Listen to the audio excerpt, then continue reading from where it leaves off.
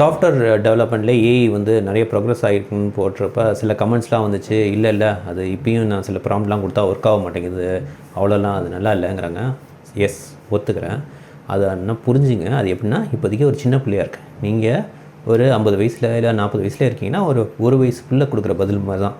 அப்போ வந்து என்ன சொல்லுவோம், இந்த பிள்ளைக்கு தெரிலன்னு தானே சொல்லுவோம். ஆனால் நல்லா நினச்சிங்க, இது உங்கள் ஏஜ் ஆகிறப்ப எவ்வளோ அறிவாகணும். ஆனால் ஏஐ பொறுத்த வரைக்கும் எப்படின்னா, எவ்ரி 3 months அட்வான்ஸ்ன்றது.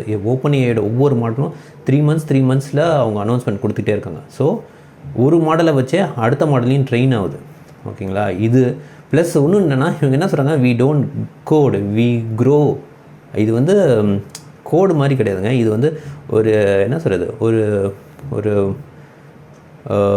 எப்படி செடி கொடிலாம் க்ரோ ஆகும்ல, அது மாதிரி இது வந்து க்ரோ ஆகிட்டே இருக்கும். இந்த நாலேஜ் க்ரோ ஆகிட்டே இருக்கும்.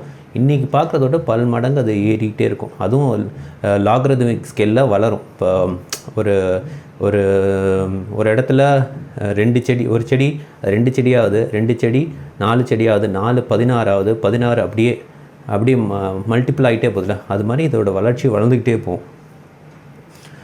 ஸோ இன்றைக்குள்ள அவுட்புட்டோ இன்றைக்குள்ள இதை வச்சு அதை ரொம்ப கம்மியாக இடப்பட்டுறாதீங்க. அது ரொம்ப பவர்ஃபுல்லாக வளர்ந்துடும் ஒரு நாள்.